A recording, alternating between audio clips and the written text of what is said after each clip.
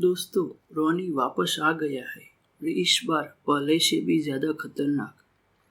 बागी फ्रेंचाइजीज की चौथी फिल्म यानी बागी 4 सिनेमाघरों में रिलीज हो चुकी है। क्या टाइगर श्रॉफ इस बार भी दिल जीत पाएंगे? क्या यह फिल्म आपकी उम्मीदों पर खरी उतरती है? चलिए जानते हैं इस रिव्यू में।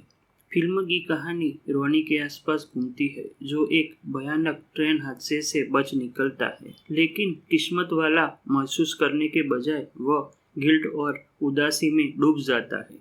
एक हादसा उसकी जिंदगी बदल देता है और उसे एक डार्क फेज में धकेल देता है। जिस महिला से उससे कभी प्यार किया था, उसकी यादें बार बार उसके सामने आती है। रोनी यह समझ ही नहीं पाता कि वह हकीकत में है या सिर्फ उसकी सोच का हिस्सा। इसी दौरान वह असली दुश्मनों से लड़ता है। क्या रोनी अपनी लड़ाई जीत पाएगा या अपने डर और दर्द में हार जाएगा? मूवी के पॉजिटिव पॉइंट की बात करिए तो टाइगर श्रॉफ का धमाकेदार एक्शन। इस बार उनका अवतार पहले से भी ज्यादा बीस्ट मोड में है। हर फाइट सीन विजुअली ग्रेट लगता है। एक्शन को रियलिस्टिक टच देने की कोशिश की गई है। इमोशनल एंगल भी अच्छा है।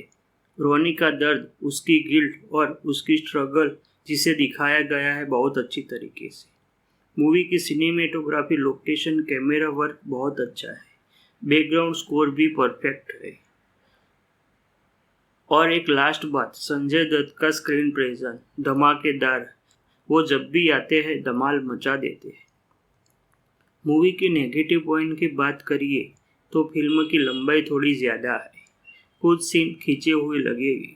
स्क्रीन प्ले कई जगह पर प्रेडिक्टेबल होता है। रोनी का साइकोलॉजिकल एंगल इंटरेस्टिंग था, उसे डीप तरीके से दिखाया जा सकता था और कुछ वीएफएक्स शॉट अच्छे बनाए जा सकते थे। मूवी का डायरेक्शन पावरफुल है। एक्शन को इंटरनेशनल लेवल पर डिज़ाइन करने की कोशिश की गई है। म्यूजिक और बैकग्राउंड स्कोर शानदार है। एडिटिंग थोड़ी टाइट की जा सकती थी। सिनेमेटोग्राफी बहुत ही टॉप क्लास है। दोस्तों, बागी 4 एक हाई वोल्टेज एक्शन थ्रिलर है, जिसमें टाइगर श्रॉफ का डेडली अवतार देखने लायक है। अगर आप एक्शन और इमोशन का कॉम्बो पैक चाहते हो तो ये मूवी आपके लिए है। मैं मूवी को 5 में से 3 स्टार देने वाला हूँ। अगर आप टाइगर श्रॉफ के फैन हैं तो इस मूवी को मिस मत करना। अगर वीडियो पसंद आए तो वीडियो को लाइक और चैनल को सब्सक्राइब करना मत भूलना। Thank you so much. मिलते हैं अगले वीडियो में। तब तक स्टे ट्यून डीबी का पीएम।